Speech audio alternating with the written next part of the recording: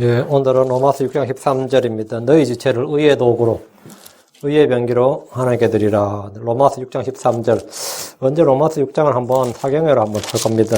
이거는 로마 6장은 굉장히 중요한 장이라서 언제 한번 하고, 오늘 로마서 6장 13절 중요한 구절이니까 한번 같이 읽읍시다. 같이 읽습니다. 또한 너희 지체를 불의의 도구로 저에게 내주지 말며 오직 너희 자신을 죽은 자들보다 살아난 자로서 하나님께 드리고 너희 지체를 의의 도구로 하나님께 드리라.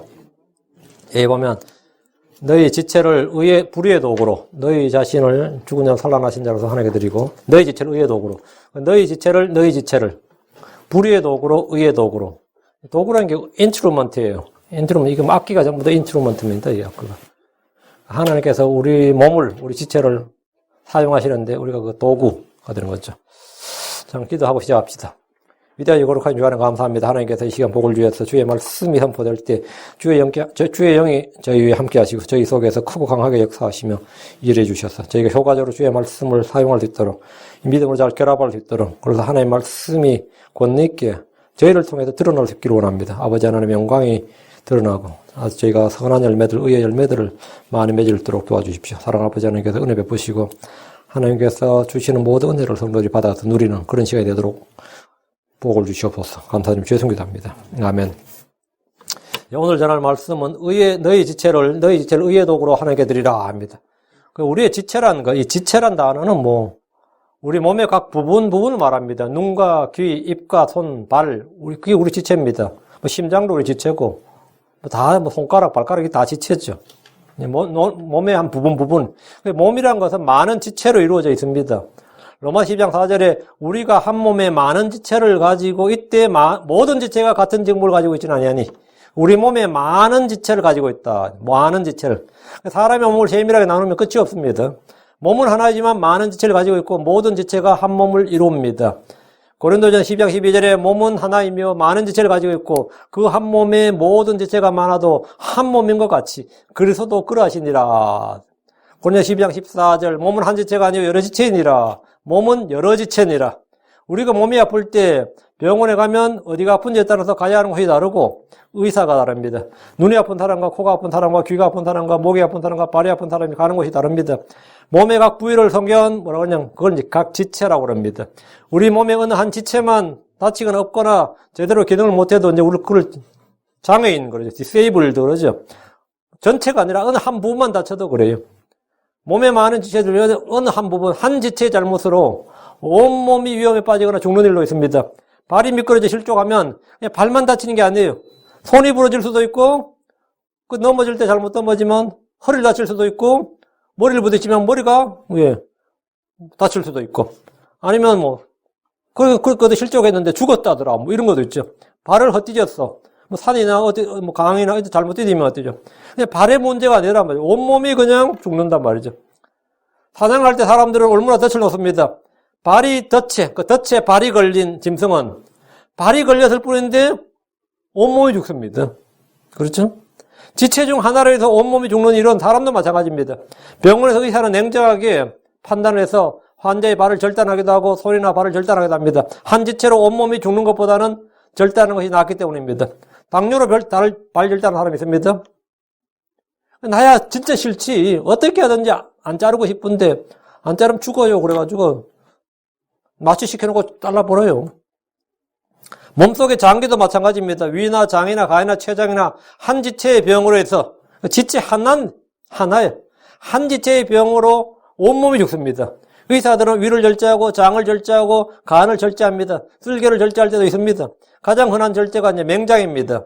작은 지체 하나로 온몸 위험에 빠지면 그 부분을 잘라냅니다. 혀에 문제가 있어서 혀를 잘라낼 일도 있습니다. 혀를 잘라내는 일도 있어요. 눈에 문제가 있어서 안구를 적출하는 일도 있습니다. 안구를 적출해야 된다는 거예요.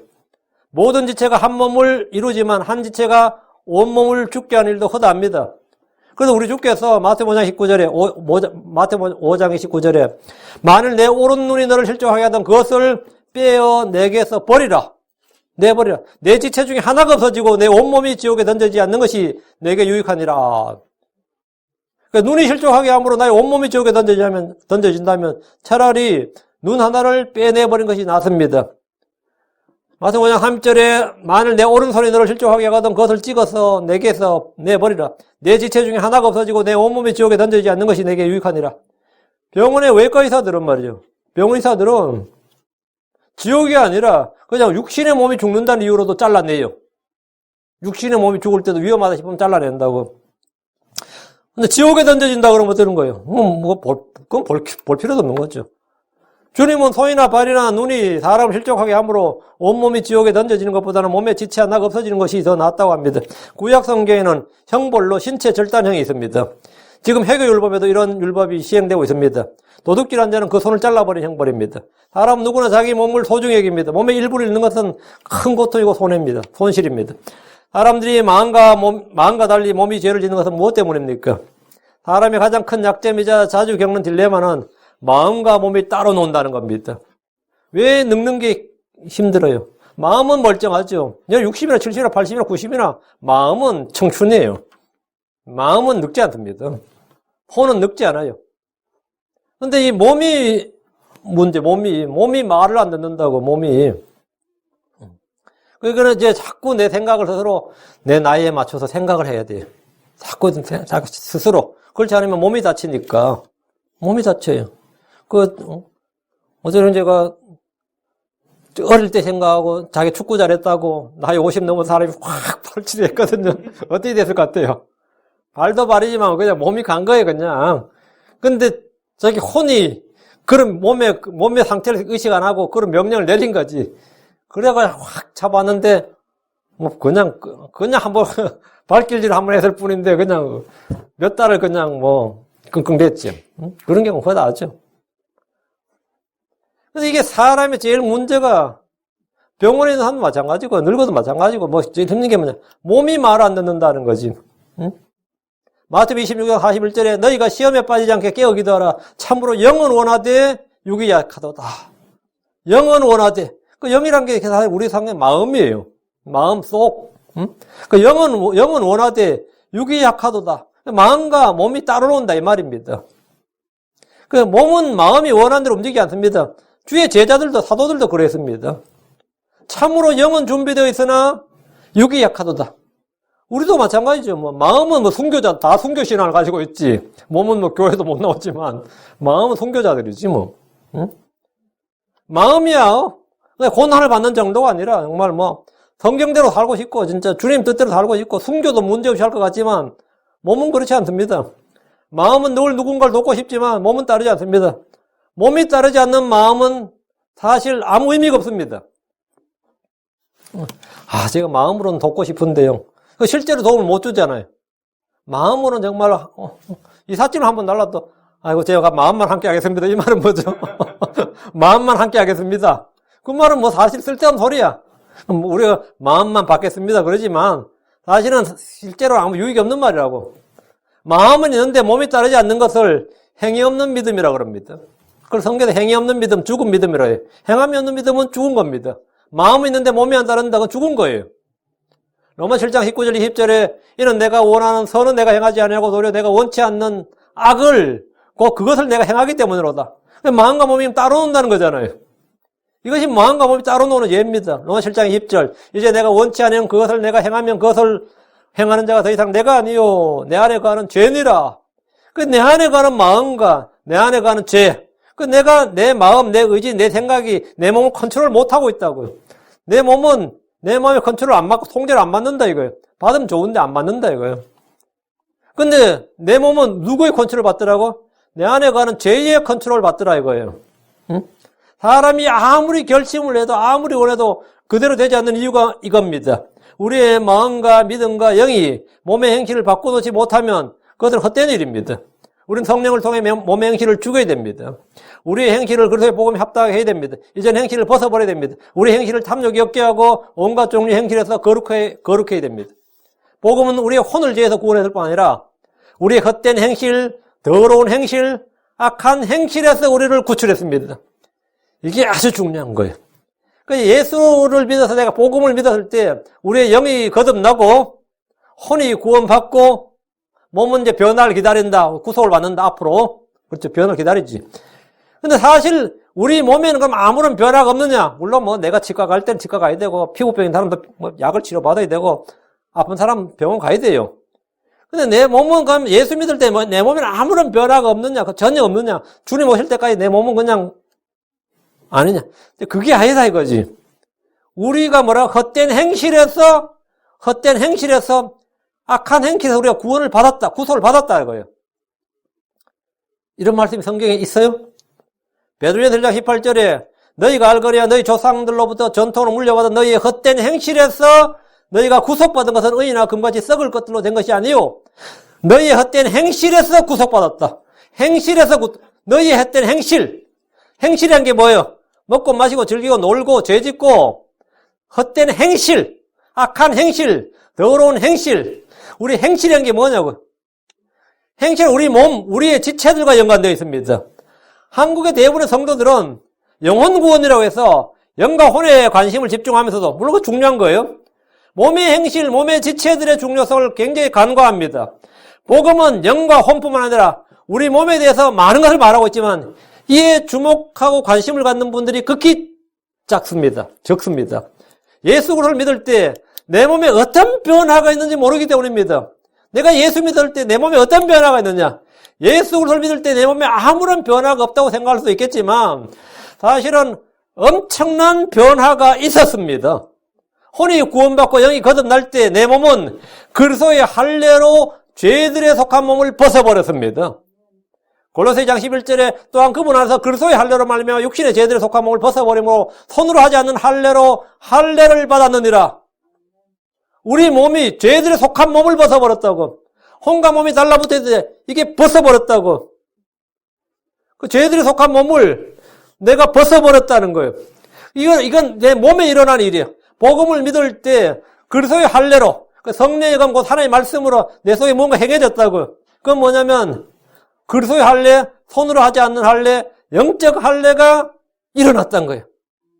구약 성도들이 몸의 할례를 받았다면 신약의 크리스천들은 모두 그리스도의 손으로, 그리스도의 할례, 손으로 하지 않는 영적 할례를 받았습니다. 성령께서는 성령의 검 곧 하나님의 말씀으로 우리의 영과 혼과 및 관절과 골수를 찔러 둘로 나누셨습니다. 그 히브리서 4장 12절이에요. 하나님의 말씀은 살아있고 권능이 있으며 양날달린 어떤 것보다 예리하여 혼과 영과 및 관절과 골수를 찔러 둘로 나누기까지 하고 또 마음의 생각과 의도를 분별하는 분이시니. 이전에 우리의 몸과 혼은 달라붙어 있었습니다. 우리의 몸은 혼과 몸이, 우리 이 육신이라는 게 혼과 몸이 달라붙어 있었어요. 시편 44편 25절에 우리의 혼이 진토에 꿇어 엎드리고 우리의 배가 땅에 묻나이다. 이 말이 뭐예요? 우리의 혼이 진토에 꿇어 엎드리고, 혼이 진토에 꿇어 엎드린다는 것은 혼이 몸에 굴복한단 말입니다. 몸이 혼에 굴복해야 되는데, 몸이 혼에 꿇어 엎드려야 되는데, 뭐 몸이 혼에 꿇어 엎드린다고 다 해결되는 건 아닙니다. 악한 생각을 가진 사람들은 뭐 그거 다 해버리면 안 되죠. 이게 우리 둘 다 문제지. 혼이 진토에 꿇어 엎드린다는 것은 혼이 몸에 굴복한다. 마음이 원해도 육신의 정욕의 지배를 받고 죄의 지배를 받는다 이 말입니다. 혼이 진토에 꿇어 엎드린다는 것은 마음이, 내 혼이 몸의 종이 되어 움직인다는 말입니다. 진짜 마음이 몸의 종이 되어 움직여요. 생각의 법이 죄의 법에 지배를 받는다는 겁니다. 그래서 아무리 생각하고 결심해도 원하는 것들을 이룰 수가 없습니다. 사람들의 의지란 것이 위험에 놓이면 아무것도 아닙니다. 사람의 소원이나 의지가, 이 몸의 위험이 딱 한번 노출되면, 몸이 위험에, 특히 사망의 위험에 딱 노출되면, 아니면 뭐 어떤 위험에 노출되면 그냥 다 꺾입니다. 어떻게 하든 살아날 생각만 하지, 볼 거 없어요. 아무것도 아니에요. 시편 119편 25절 내 혼이 진토에 붙어 싸우니 주의 말씀에 따라 주께서 나를 살리소서. 내 혼이 진토에 붙었다는 것은 혼과 몸이 밀착되어 있다는 말입니다. 주께서는 우리의 혼과 몸을 갈라놓으셨고 혼에 붙은 죄의 몸을 벗겨주셨습니다. 이것이 그리스도의 할례입니다. 성도들은 복을 믿는 순간에 그리스도의 할례를 받았고 그리스도의 죽으심으로 옛사람이 죽었고 그리스도의 심내로 함께 묻혔고 그리스도의 부활로 함께 일으키셨습니다. 이것이 우리 몸 안에 우리 안에 일어난 일입니다. 그래서 십자가로 나 육신의 정과 욕심이 함께 못 박혔습니다. 갈라디아서 5장 24절에 그리스도께 속한 사람들은 애착들과 정욕들과 함께 육신을 십자가에 못 박았느니라.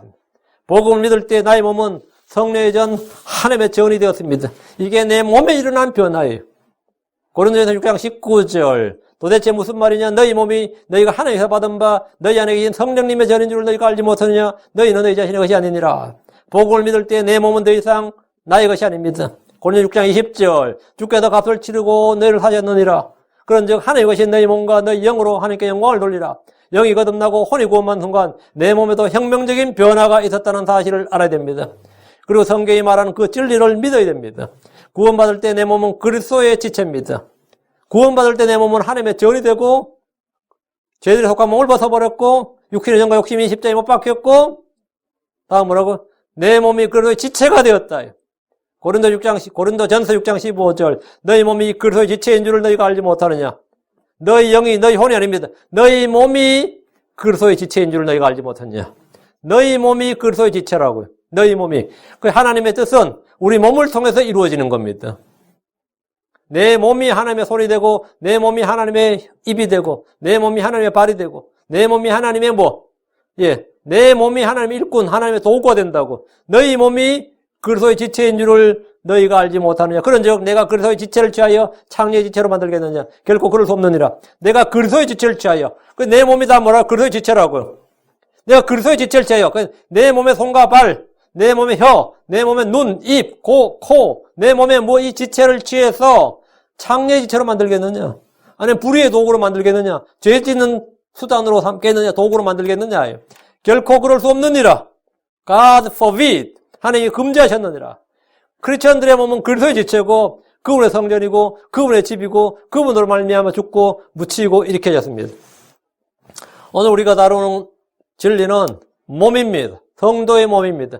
지금 우리의 몸은 천한 몸입니다. 약한 몸입니다. 더럽고 병들고 죽고 썩습니다. 주께서 오시면 우리의 몸은 변화되어 영광스러운 몸, 죽지 않고 쉬하지 않는 몸, 하늘에 속한 몸, 영적인 몸, 주와 같은 형상, 주와 같은 모습이 됩니다.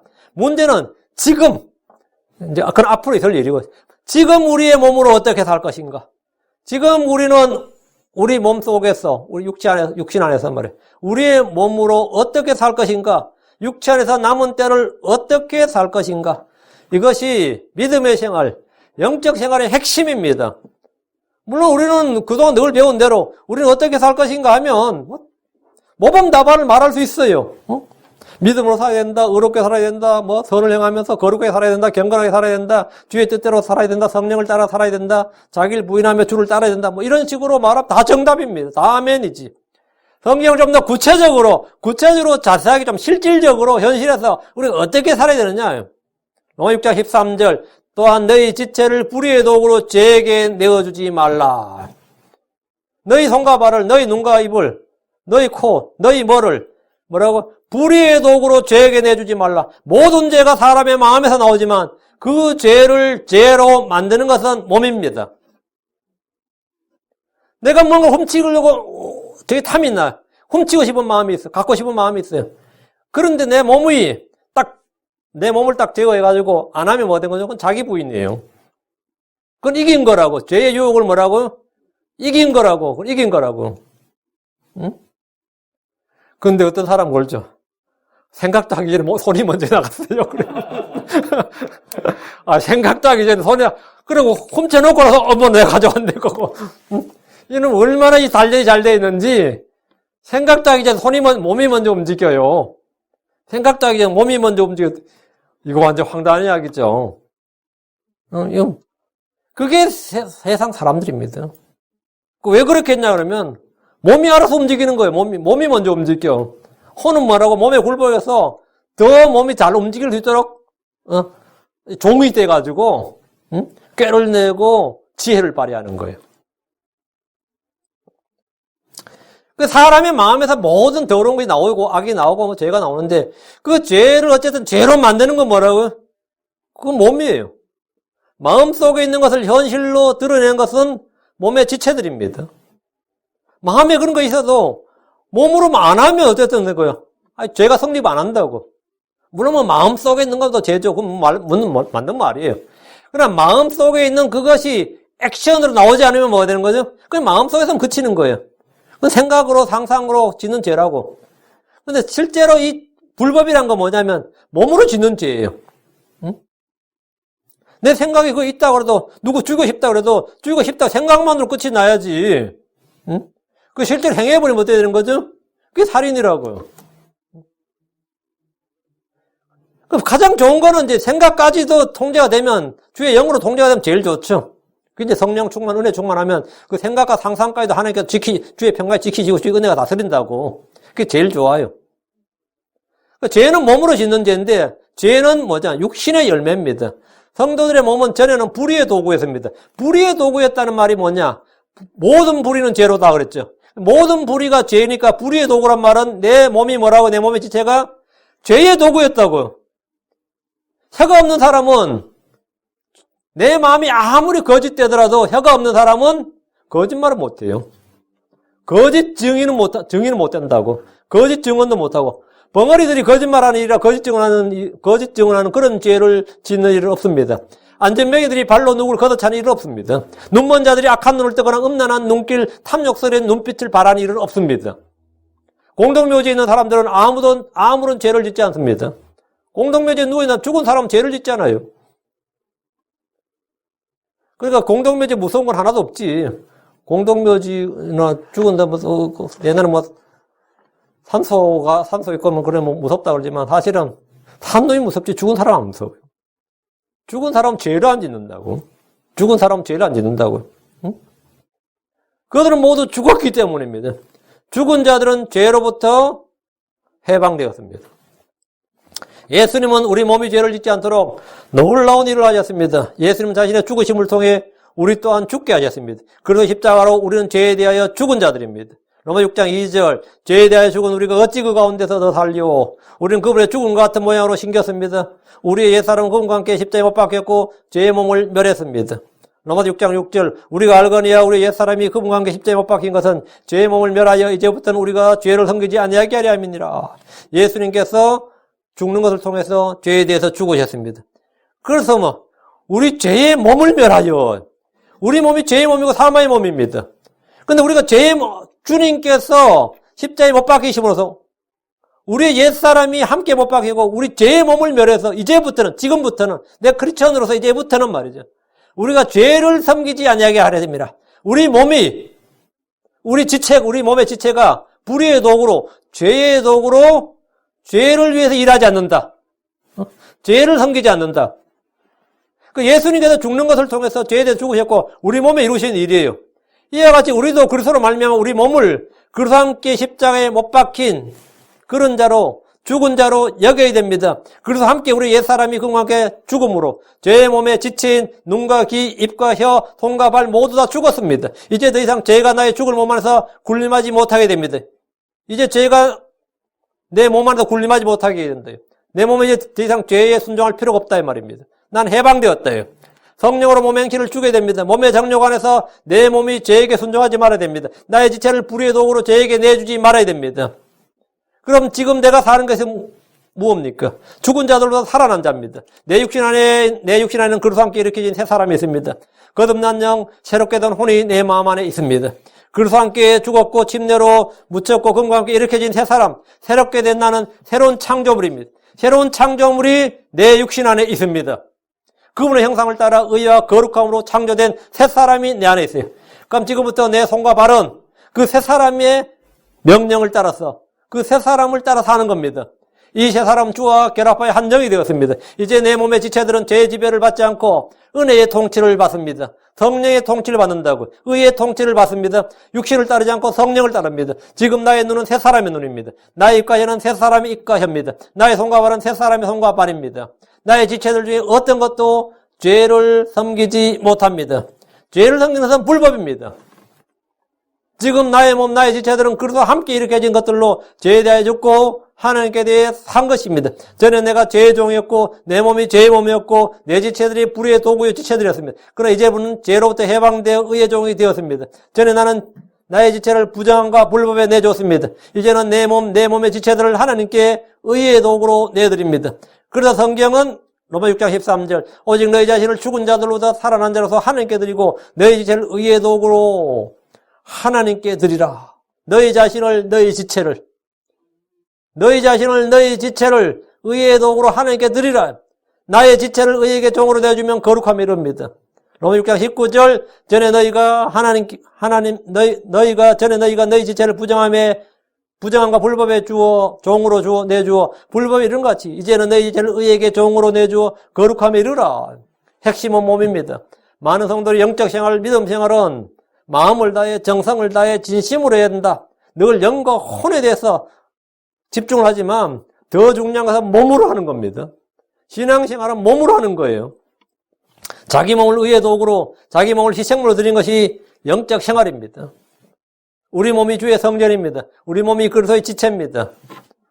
자, 그럼 우리 몸의 7 지체를 의의 도구로 하나님께 드리는 것에 대해서 전하겠습니다. 우리 몸의 지체 너무 많은데 하나님께 드려야 될 지체 7가지를 말씀드리겠습니다. 첫째, 우리 눈입니다. 눈은 몸의 등불입니다. 사람의 눈이 약하면 온몸이 어둠으로 가득하게 됩니다. 마태복음 6장 22절 23절. 몸의 등불은 눈이니 그러므로 내 눈이 단일하면 내 온몸이 빛으로 가득하되 내 눈이 약하면 내 온몸이 어둠으로 가득하리라. 그런즉 내 안에 있는 빛이 어둠이 되면 그 어둠이 얼마나 크겠느냐. 눈먼 사람들은 눈을 뜨기를 간절히 원합니다. 우리 주님께서도 여러 맹인들, 여러 눈먼 사람들의 눈을 고쳐주셨어요. 눈먼 사람들 소원은 내 시력을 받기를 원하나이다. 내 눈을 열어주소서. 이게 기도 제목이에요. 그러나 주께서 눈먼 자들이라고 말씀하신 이들은 따로 있습니다. 마음의 눈먼 자들이죠. 마음의 눈먼 자들.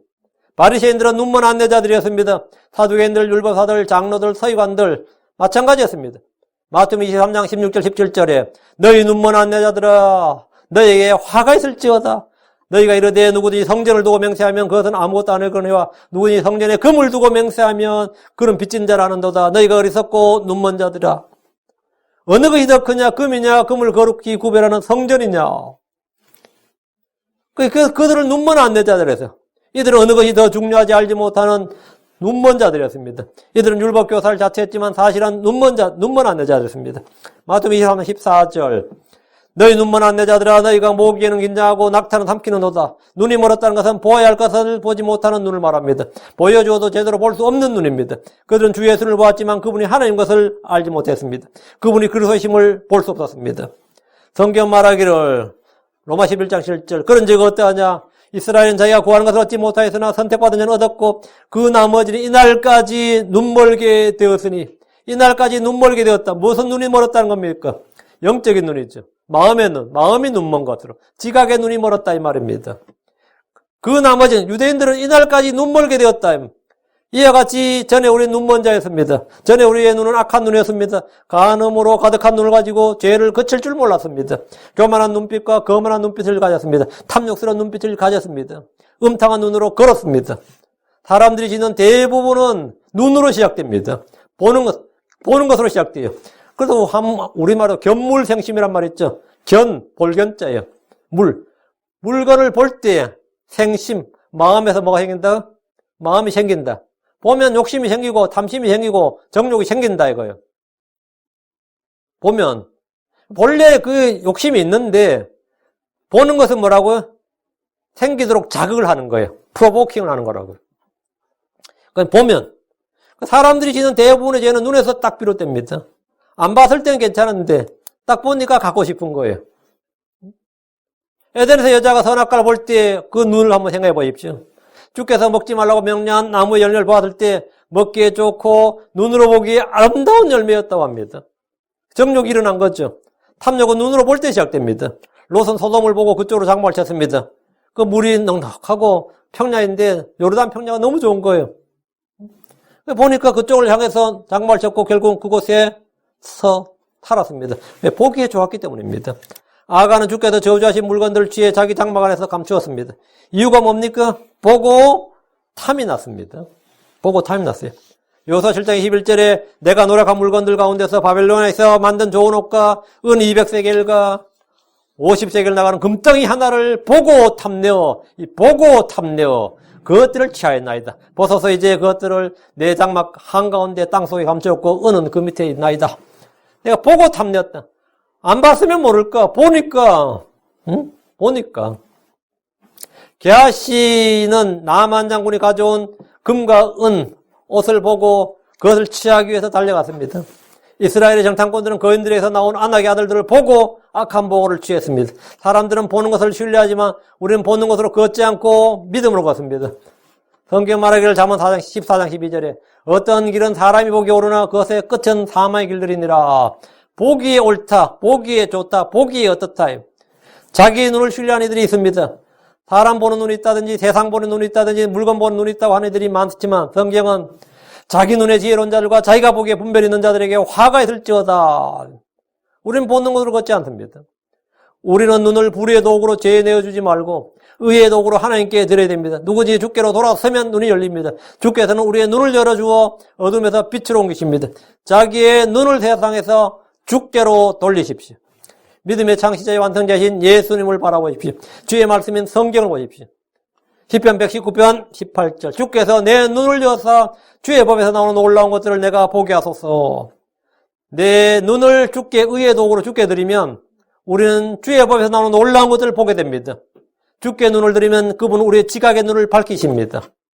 에베소서 1장 18절 너희 지각의 눈을 밝히사 그분의 부르심의 소망이 무엇이며 성도들 안에 있는 그분의 상속력의 영광이 얼마나 풍성하며 주님께서 지각의 눈을 여시면 주님이 행하신 일이나 주께서 베푸신 은혜를 우리가 볼 수 있는 하나님의 신비를 볼 수 있는 주의 법에서 올라온 것들을 볼 수 있는 그런 눈이 열리는 겁니다. 내 눈을 불의의 도구로 들이면 탐심이 생겨요. 욕심이 생기고 거만하고 교만하고 그런 음탕한 눈빛을 갖게 되고 사람을 멸시하는 그런 눈빛을 갖게 되고 내 눈을 의의 도구로 주께 드리면 주의 법에서 나온 놀라운 것을 보게 되고 주의 영광, 유업의 상속이 무엇이고 그의 부르심의 소망이 무엇이고 이런 것들을 보게 된다고요. 믿음은 소망의 실체고 보이지 않는 것들의 증거입니다. 여러분 우리 낮에 보이는 것들은 뭐죠? 세상에 있는 게 보입니다. 밤에는 뭐가 보이죠? 별들이 보이지. 둘째 하늘이 보인다. 낮에는 첫째 하늘, 우리 눈으로 첫째 하늘에 있는 걸 봐요. 밤에는 둘째 하늘에 있는 게 보입니다. 크리스천들은 믿음의 눈, 영적인 눈은 셋째 하늘에 있는 걸 봅니다. 셋째 하늘에 있는 걸 봐요. 믿음은 소망의 실체고 보이지 않는 것들의 증거입니다. 관대한 눈, 단일한 눈을 갖고 지각의 눈이 밝혀지시도록 지각의 눈을 밝혀주시도록 구해야 됩니다. 그럼 이전까지 보지 못했던 것들이 보일 겁니다. 주께서 제자들에게 너희가 보는 것들을 보는 눈은 복이 있도다 이렇게 말씀하셨는데 우리는 제자들이 봤던 걸 봐야 되지. 사도들이 봤던 걸 봐야죠. 대언자들이 봤던 걸 봐야 된다고. 주께서 보여주신 그 신비들을 봐야 된다고. 우리는 대언자들과 사도들이 봤던 것을 볼 수 있다. 너희가 보는 것들을 보는 눈이 복이 있다. 그 사도들이 보는 것들을 봤던 걸 우리가 봐야 된다고. 그럼 어떻게 보느냐? 너희 눈을 의의 도구로 하나님께 드리라. 너희 눈을. 여러분이 맨날 영화 보고 TV 드라마 보고 맨날 유튜브 쳐다보고 쳐다보고 하면 자꾸 자기 눈을 자꾸 다 그런데 들이지 말고 이 주의 말씀을 보고 이 말씀을 통과해 가지고 하늘에 계신 주님을 보는 거예요. 주께서는 온 땅의 끝이요. 온 땅에 나를 바라보라. 나를 바라보라. 둘째, 우리의 귀입니다. 우리의 지체 중에서 의의 도구를 하나님께 드려야 할 지체는 귀입니다. 성경에 자주 나오는 말씀 중에 하나가 귀를 기울이라 하죠. 엄청나게 많이 보죠. 귀를 기울이라가 hearken 하는 게 그 단어가 있고 또 하나가 뭐냐면 give ear unto me. 그 말은 뭐죠? 내게 귀를 다오 이 말입니다. 주님께서 나한테 귀를 달라는 거예요. 귀 좀 주세요. 우리도 귀를 좀 가까이 귀를 give ear unto me. 주님께서 하신 말씀은 내게 귀를 다오. 귀를 기울이라는 말은 귀를 달라는 말입니다. 우리는 주께 귀를 드려야 됩니다. 주님은 우리의 귀를 원하십니다. 우리가 주께 귀를 주면 주께서 우리의 말을 들으십니다. 내가 귀를 주면 주님은 뭐라고요? 내 말을 들으신다고요. 이게 기동답이지. 사람들은 누구나 듣는 것에 주의를 기울여야 됩니다. 어떻게 들을지, how ye hear. 무엇을 들을지, what ye hear. 여기 주의를 해야 됩니다. 마태복음 4장 24절에 또 그분께서 그들에게 이르시되 너희가 듣는 것에 주의하라. 너희가 듣는 것에 주의하라. Take heed what ye hear. 너희가 듣는 것에 주의하라고. 믿음은 들으면서 난다는 말대로 우리가 듣는 것에 주의해야 됩니다. 아무리 거짓말해도 계속 들으면 그것을 믿게 된다고 합니다. 흔히 세뇌된다고 하는데 반복해서 들으면 그 말이 믿어진다는 겁니다. 요즘 어느 때보다 가짜뉴스가 범람하는 시대입니다. 듣는 것에 주의해야 됩니다. 무엇을 듣느냐가 중요한 만큼 어떻게 듣느냐도 중요합니다. 누가복음 8장 18절. 그러므로 너희가 어떻게 듣는지 주의하라. 있는 자는 누구든지 받을 것이 없는 자는 누구든지 자기에게 있는 줄로 여기는 것도 빼앗기리라 하시니라. 듣는 것에 주의하라고요. 어떻게 듣는지, 무엇을 듣는가에 주의하라고요. 주의 말씀을 들을 때는 믿음으로 들어야 됩니다. 두려움을 가지고 들어야 됩니다. 순종하려는 소원과 의지를 가지고 들어야 됩니다. 세상 말을 들을 때는 우리는 안 들을 수는 없잖아요. 들을 때는 판단의 법도를 가지고 들어야 됩니다. 외모를 존중하지 말고 들어야 됩니다. 주께서 귀를 내게 다오라고 하셨습니다. 우리는 귀를 주께 드려야 됩니다. 주께 귀를 드리면 주님은 우리의 귀에 할례를 행하십니다. 우리의 귀를 열어주십니다. 욥기 33장 16절에 그분께서 사람들의 귀를 여시고 그들을 위한 교훈을 봉하시나니 했습니다. 우리가 주께 귀를 드리면 우리의 귀를 일깨우십니다. 이사야 50장 4절에 그분께서 아침마다 일깨우시되 나의 귀를 일깨우사 학식 있는 자같이 듣게 하시는도다. 유대인들은 주께 귀를 돌이킴으로 범죄했습니다. 사람이 자기 귀를 돌려 율법에서 귀를 돌이키면 듣지 않으면 그는 그의 기도조차 가증한 것이 됩니다. 사람이 진리로부터 귀를 돌이키면 꾸며낸 이야기로 돌아서고 주님은 그에게 강력한 미혹을 보내서 거짓을 믿게 합니다. 셋째, 우리의 손입니다. 몸은 지체들 중에 가장 일을 많이 하는 지체입니다. 손은 몸의 지체들 중에서 가장 일을 많이 하는 지체는 당연 손입니다. 손을 다치면 노동력을 다 잃어버린 거죠. 여러분이 손가락만 다쳐도 노동력을 엄청 잃어요. 한쪽 손을 잘 못 쓰게 되면 어떻게 되죠? 노동력 절반 잃어버린 거지. 손이 없는 사람들의 불편을 말로도 알 수 없습니다. 에덴에서 여자는 손을 내밀어 주께서 금지하신 열매를 땄습니다. 먼저 눈으로 봤고 다음 지체는 뭐죠? 손이 동원되죠? 발로 갔겠지. 가까이 걸어가서 손으로 닦겠죠? 다음 입으로 먹었겠지. 근데 핵심 역할은 손이 했단 말이지. 온몸이 불의의 도구로 들여지니까 온몸이 지금 죄의 도구가 된 거예요. 가인은 자기 손으로 동생을 죽였고 그 손으로 피를 흘렸습니다. 요셉의 형제들은 요셉에게 손을 댔습니다. 이들의 손은 모두 불의의 도구였습니다. 죄의 도구였다고요. 이사 1장 15절에 너희가 너희 손을 앞으로 펼칠 때 내가 내 눈을 너희에게 숨기겠으며 참으로 너희가 많이 기도할지라도 내가 듣지 아니하리니 너희 손에는 피가 가득하니라. 여러분의 손은 의의 도구입니까? 불의의 도구입니까? 내 손은 무지한 손이요 깨끗한 손이라 할 수 있다면 좋겠지만 이 손이 주께 드려지지 않으면 불의의 도구에 불과합니다. 내 몸이 주의 것이든 내 몸이 지체인 손은 주의 것입니다. 내 몸이 하나님의 것이죠. 내 몸이 주의 것이듯이 내 몸의 지체인 손은 당연히 주의 것입니다. 이 손으로 선을 행해야 됩니다. 이 손으로 진리를 붙여야 됩니다. 이 손으로 함께 일해서, 이 손으로 힘써 일해서 궁핍한 자를 돕고 교회를 세우는 일에 힘써야 됩니다. 이 손으로 넘어진 자들, 약한 자들을 일으켜야 됩니다. 이 손으로 의의 씨를 뿌려야 됩니다. 이 손에 붙들어야 할 하나님의 말씀, 그 성령의 검을 취하고 믿음의 방패를 붙잡아야 됩니다. 고린도서 6장 7절에 진리의 말씀과 하나님의 권능과 오른손과 왼손에 든 의의 병기로 그리하면 오른손과 왼손에 든 의의 병기 그 의의 병기를 오른손과 왼손에 잡아야 된다고. 진리의 말씀 하나님의 권능을 붙잡아야 된다고. 믿음의 방패를 손으로 잡아야 돼요. 성령의 검을 잡아야 된다고. 내 손에는 그런 게 잡혀야지. 응? 내 손을 주께 드리십시오.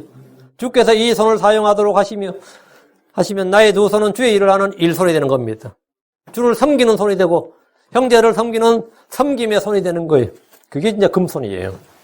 응? 넷째, 우리가 주께 드려야 할 도구, 의의 도구, 우리의 발입니다. 우리가 의의 도구로 의의 병기로 주께 드려야 할 지체는 발입니다. 발은 몸을 움직이는 가장 중요한 지체입니다. 발이 없으면 우리 몸을 움직일 수가 없습니다. 발이 다치면 움직임이 둔해지고 불편을 느낍니다. 그래도 요즘은 자동차라도 있으니까 없잖아요. 요즘 전에 소아마비 걸린 사람들은 거의 움직이를 못했어요. 그런데 이제는 소아마비 걸려도 운전할 수 있잖아요. 응? 자동차도 발로 물론 해야 되지만, 주문하면 되거든요. 손으로 나갈 수 있도록, 조작할 수 있도록, 자동차가 오토매틱이니까, 그 장애인들 위한 자동차가 있어요. 장애인들 자동차를 주문하면, 예.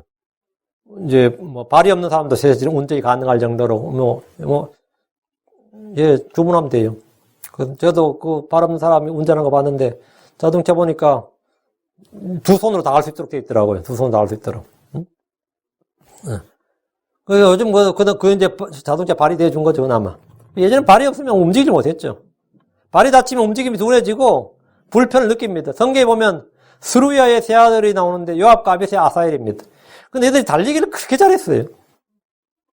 그러니까 요압과 아비스의 아사엘이 아주 달리기를 얼마나 잘했던지 성경에 뭐라면, 그들의 발이 들노루같이 가볍다고.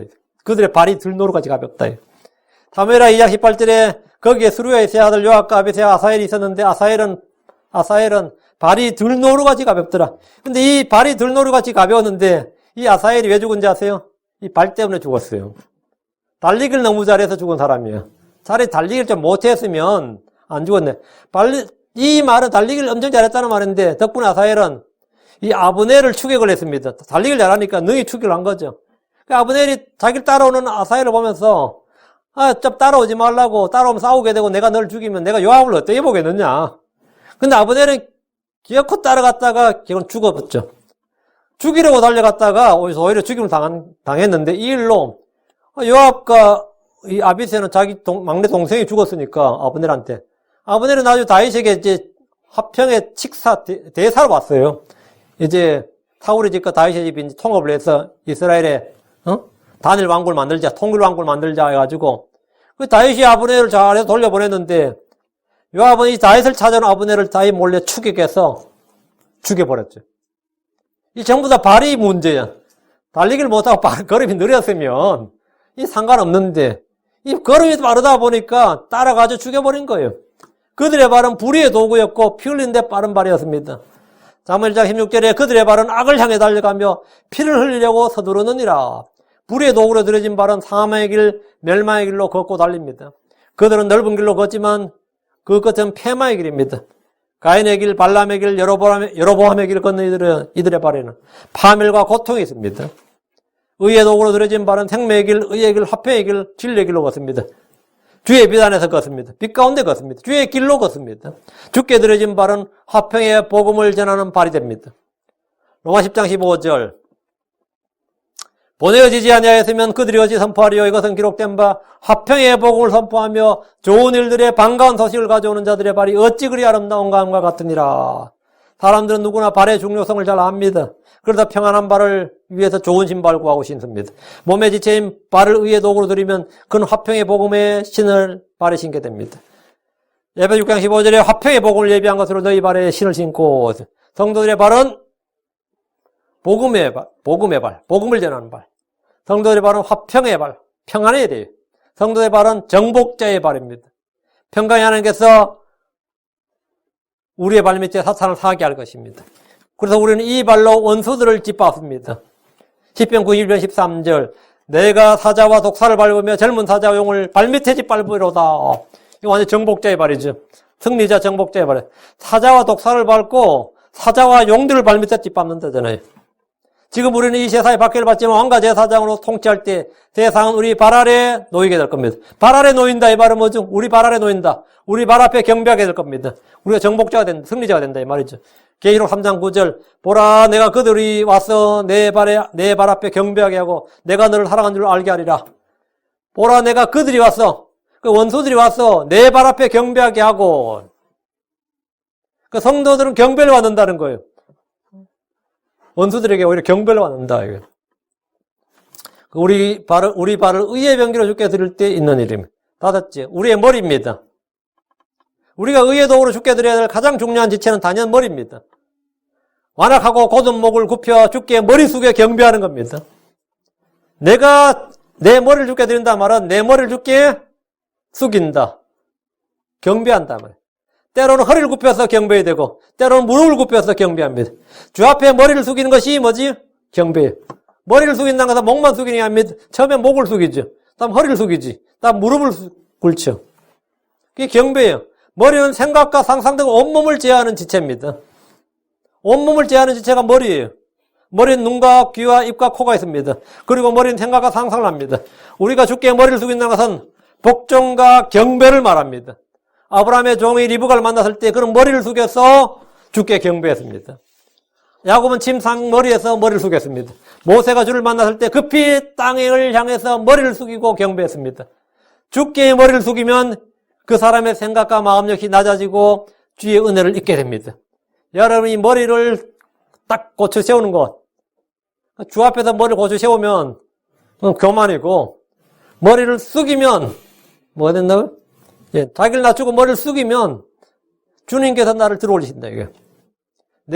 내가 주 앞에서 머리를 숙이고 주님께 경배하게 되면 내 머릿속 생각이 헛된 것으로 가득 차지 않고 건전한 생각의 영과 주의 생각, 그리스도의 생각을 갖게 됩니다. 빌립보서 2장 5절에 너희 안에 이 생각을 품을지니 그것은 그리스도 예수 이름 안에도 있던 생각이라. 그래서 내 마음이 그리스도인 the mind of Christ, the mind of the Lord. 이 내 머리가 이렇게 이게 장착이 돼야 돼요. 그리스도의 생각, the mind of Christ. 이게 장착돼요. 내 머리가. 그래야 내 몸이 제어가 되는 거죠. 예수님은 교회의 머리십니다. 그분은 나의 왕, 나의 대장, 나의 머리십니다. Jesus Christ is my king, my captain, my boss, my head. 나의 머리라고요. 내 머리를 주께 드리면 주님은 내 머릿속에 생각과 마음을 주의 평강으로 채우십니다. 그리고 지키십니다. 빌립보 4장 7절에 그리하면 모든 이해를 뛰어넘는 하나님의 평강이 그래서 예수님을 통해 너희 마음과 생각을 지키시라. 주 앞에 머리를 숙이세요. 주 앞에 머리를 숙여요. 아니, 머리 숙여 어떻게 하라고? 내 머리를 주께 숙일 때 주님은 나를 높이 들어 올리십니다. 내 머리에 세상의 온갖 생각과 상상이 가득 차 괴롭다면 이제부터는 주의 생각, 주의 영으로 충만하도록 내 머리를 주님께 내어드리십시오. 이 머리 그냥 누구 들이박지 말고, 머리에 뿔 났다 그러겠죠. 머리에 뿔 났다. 머리에 뿔이 나면 안 되고 주께 내어드리라고. 그래서 예수님을 깊이 생각하십시오. 그럼 생각 속에서 지치고 기진하는 일이 없습니다. 내가 그래서 주의 그리스도를 깊이 생각하면 내 생각 속에서 지치고 기진하는 일이 없어요. 이 세상이 얼마나 우리를 지치게 만들어요. 그리스도와 같은 생각으로 무장하게 됩니다. 무장하게 됩니다. 이게 결국은 모든 게 머리죠. 결국은 손, 발 다 해야 결국 머리인데 내 머리를 주께 숙이는 거예요. 내 머리를 주께 드리는 거예요. 다음에 내 심장입니다. 6째. 우리의 심장입니다. heart라고요. 내 몸 안에 있는 지체들 중에서 의의 도구로 주께 드리는 지체는 의의 도구로 주께 드리라는 지체는 심장입니다. 심장은 성경에서 주로 뭐로 번역돼요? heart, 마음이라고 번역되어 있지. 마음으로 번역되어 있습니다. 주께서 내 마음을 달라 이렇게 말합니다. 내 마음을 달라. 내 심장을 달라고요. 잠언 23장 26절 내 아들아 내 마음을 내게 주며 내 눈이 내 길들을 지키게 할지니라. 이만 내 심장을 내게 다오. 내 심장을 내게 주며 Thy heart, give thy heart unto me. 네 마음을 내게 달라. 네 심장을 내게 다오.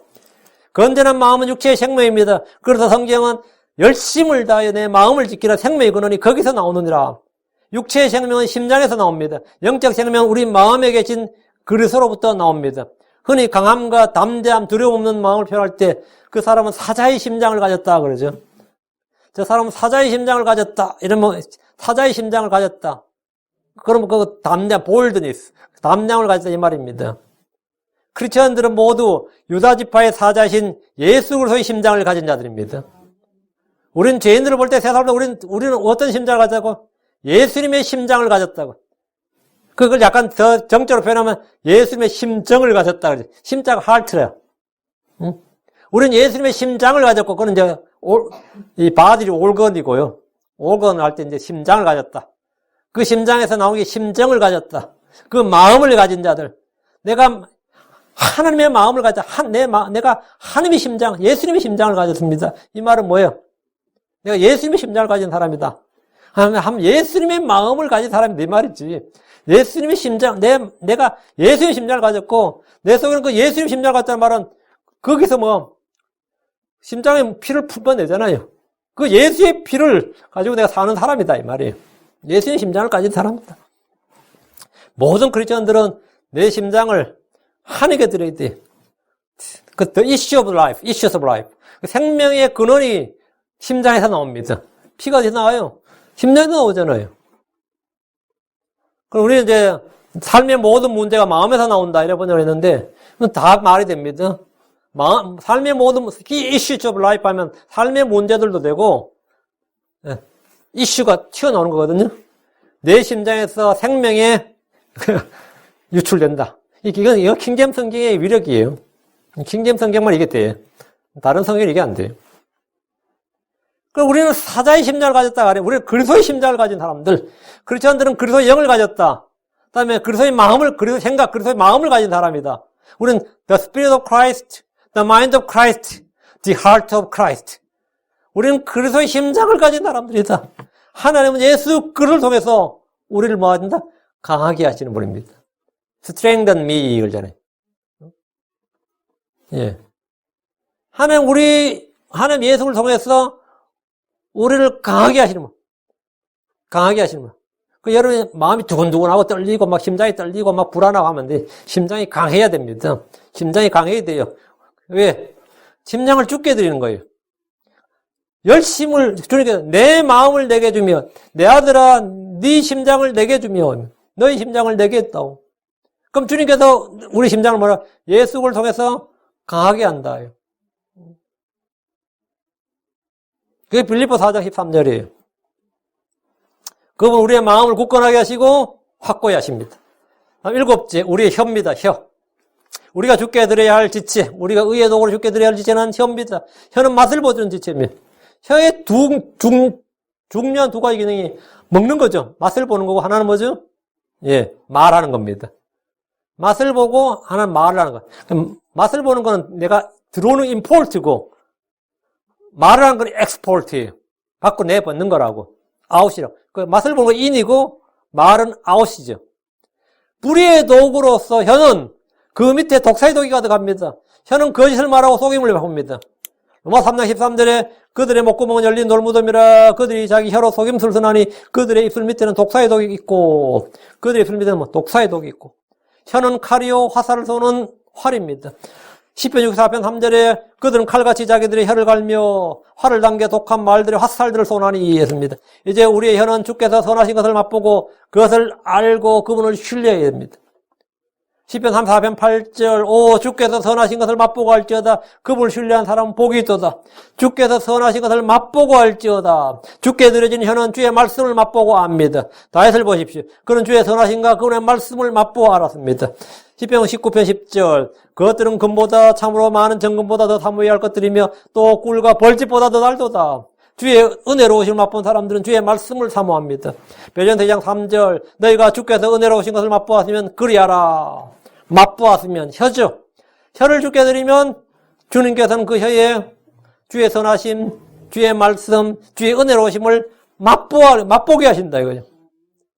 사람들은 옛날에 맛있게 먹은 것들을 기억합니다. 어릴 때 먹었던 음식과 고향의 음식과 추억의 음식과 영혼의 음식 등 다양하게 이름을 붙이면서 그 맛을 다시 찾고 싶어하고 경험하려고 합니다. 요즘 우리 믿어요. 그 학교에도 좀 아이패드가 있거든요. 그걸로 먹방 봐요. 깜짝 놀라가지고 이게 뭔지 뭐 보냐. 그 말은 뭐 이거 해내라 이거 달라 이 말이야. 야, 내가 완전 깨지. 우리가 다 놀라가지고 그거 왜 보냐. 그만 먹고 싶어요 말을 간접적으로 하는데. 그래서 이제 어릴 때 봤더만 실제 저도 이제 그런 거 기억나는 거 있어요. 어릴 때 먹었던 여러분 물김치라고 아세요? 백김치라고 그러기도 하고. 우리 경상도에서 그 물김치, 백김치 그렇게 했는데 물김치라고 그러게요. 그 겨울에 약간 그 끄집어내서 얼마나 먹을 게 없었으면 그런 걸 먹었을까, 진짜. 아, 나 지금 생각해보면 황당하지. 얼마나 먹을 게 없었으면 물김치를 내 먹었을까. 근데, 그때는 그게 맛있었겠어, 솔직히. 맛없었겠어, 아유. 근데 지금 가끔 먹고 싶은 애는데, 그 물김치 있어, 없어요? 없지. 나는 여기서는 한 번도 본 적이 없네. 근데 어릴 때 먹었던 그 기억이 있어가지고, 물김치는 이제 아마 고춧가루 그냥 안 넣고 진짜 순수한 소금물에만 한 저거라고, 이게. 그게 무슨 맛이 있겠어. 근데 그게 생각날 때가 있어요.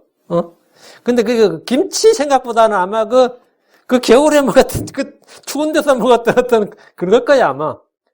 근데 그게 이제 머리에 기억이 있는 거죠. 그 경험이지. 그걸 다시 찾고 싶어 한다고요. 그래서 이제 여기 어디에 뭐 비슷한 게 있다 그래가지고 갔더니만 뭐 동치미 어쩌고저쩌고 해가지고 한번 간 적이 있거든요. 2번이나 갔는데 거기 식당에. 근데 나중에 뭐 알고 보니까 뭐 탄산수를 쏘는 거라는 동치미 국물이 아니라 뭐 스프라이트라는 어쩌라는 내가 황당하더구만 진짜. 스프라이트라는 어쩌라는. 근데 스프라이트인 줄 모를 때는 비싼 맛 난다 이러면서 먹었거든. 나중에 누가 그러더라고. 스프라이트예요. 그래 뭐 사이다예요. 뭐 이런데 아주 깨두만. 그 소울푸드라 그래가지고 먹고 싶다 그러고 뭐. 미군 부대뼈 달았던 사람들이 뭐 부대찌개가 뭐 미국에서 몇 년 살았는데 40년 전에 먹었던 부대찌개 생각난다. 그런 거 있죠. 그 혀라는 게 그 참 너무 혀가 기억하는 게 아니라 아주 머리가 기억하는 거지. 그게 혀를 통해서. 그 혀가 다시 그 맛을 먹고 싶다.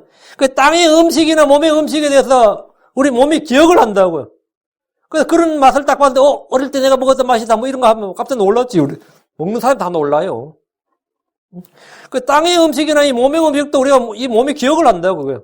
내가 뭐 기억하고 싶어 기억하는 게 아니라 입이 딱 막혀 있다고. 그 여러분이 왜 광야의 1세대들이 바로 가나안 땅에 들어가면 안 되는지 아시죠? 광야 1세대들이 그냥 가나안 땅에 가면 식습관이 안 돼요. 이집트에서 수십 년 먹었던 음식이 있는데 레이기에 있는 음식 규례로 다이어트리로 주면 할 수가 없어요. 한 40년을 만나만 먹어. 출애굽 20번. 만나만 먹으면 뭐가 없어. 소울푸드니 뭐 있는 게 없는 거야. 그러면 주님께서 먹으라 한 것만 먹는 게 대해서 아무 문제가 없는 거야. 그리고 먹지 말라는 것은 뭐라고요? 못 먹겠다. 이래 되는 거야. 그게 정상이야. 그 유대인은 지금도 돼지고기 하면 그냥 즐겁을 하거든요. 돼지고기라 뭐 그 기름이라든지 랄도 우리야 뭐 맛있다 그러고 하지만 걔들은 본능적으로 이걸 어떻게 먹어 이런 게 있다고. 그건 40년간 그 하늘의 만나만 먹어서 몸에 완전 그 음식에 대한 그걸 빼놔버려야 돼요. 없애버려야 된다고. 한국 사람들이 김치 안 먹고 못 견디거든요. 웬만하면. 그래가지고 독일 광부들이 막 김치 못 먹을 때 독일 광부로 파송된 사람들, 독일 간호사로 파송된 그 사람들이 일이 힘든 것도 힘든 거지만 음식이 미치겠는 거예요. 그 어떻게 이거는 김치 만들어 먹을까? 그 아이디어를 내서 막 어떻게 만들어 먹었다고 실제로. 비싸게라도. 그게 인간의 그 욕구라고. 그 몸이 우리가 음식을 기억하는데 혀가 기억한단 말이에요. 이 크리스천들은 우리 주의 선하신가, 주의 법과 주의 은혜와 이런 걸 맛보고 알아야 돼. 그거 하나님 말씀에 그 하나님 말씀 맛보고 알아. 그걸 기억하고 사모해야 된단 말이지. 응? 그럼 내가 가짜는 아기들로서 순수한 말씀의 재질을 사모했다. 그 어릴 때 그 맛을 봤으면 그 말씀을 성장하고 당연히 더 돼서 점점점 그 말씀에 빠져드는 거예요. 그 말씀에. 그 나이가 들면 들수록 성경 읽으면 읽을수록 성경을 멀리하게 되는 게 아니라 점점 더 이게 빠져드는 거예요. 내 혀가 의의 도구가 되면 그 입은 진리를 말합니다. 그리고 그 혀는 말이죠. 기도와 감사와 찬양 같은 영적 희생물을 드리게 되는 겁니다. 우리 몸, 우리의 지체는 더 이상 나의 것이 아닙니다. 너희 지체를 뭐라고요? 의의 도구로 하나님께 드리라. 너희 지체를 불의의 도구로 죄에게 내주지 말고 너희 지체를 의의 도구로 하나님께 드리라. 하나님께 드리라. 누구에게 드려 순종하든지 순종하는 자의 종이 됩니다. 죄에게 내어주면 죄의 종이 되고 주께 내어주면 주께 내어주고 주께 순종하면 주의 종, 의의 종, 믿음의 종이 되는 겁니다. 선택은 여러분의 몫입니다. 여러분이 선택하는 거예요. 누가 어떻게 할 수 있는 게 아니라 여러분이 선택하는 겁니다. 여러분이 주께서 명령하신 대로 너희 이체를 의의 도구로 주께 내어드리라, 하나님께 내어드리라 했으니까 이제부터 내 몸은 내 머리부터 발끝까지 다 이게 내 것이 아니고 내 손은 이제부터 주님의 일을 해야 되는 손이다. 내 발도 내 혀도 내 모든 것이 다 주님께 드려야 된다. 내 심장을 내 머리를 주께 내어드려야 된다. 이 내 머리가 교체돼야 돼요. 내 머리가 주님으로 교체돼야지 자기가 또 머리가 되면 안 되고 이게 이렇게 돼야 내 머리를 숙이고 내 목을 꺾고 내 머리를 숙이고 그러게 내 무릎을 꿇고 이렇게 주님께 드려질 때 주님께서 내 몸을 사용하시는 거예요. 너희 몸이 그리스도의 지체인 줄 너희가 알지 못하느냐? 너희 몸이 주의 성전인 줄 너희가 알지 못하느냐? 내 몸이 그리스도의 지체고 내 몸이 주의 성전이다. 내 몸이 주의 소유다. 주의 것이다. 내 몸이 여기에 이 몸에 대한 일, 주님께서 우리 몸에 대해 행하신 일, 이걸 정확히 알고 믿어야 됩니다. 그래서 주님께서 내 영을 거듭나게 하고 혼을 구원하셨다 뿐만 아니라 주님께서 내 몸에 무언가를 행하셨다. 놀라운 일을 행하셨고 주님께서 내 몸을 통해서 일하신다. 이 부분입니다. 이거 안 되면 신앙생활은 제로예요. 꽝이에요. 네, 기도합시다.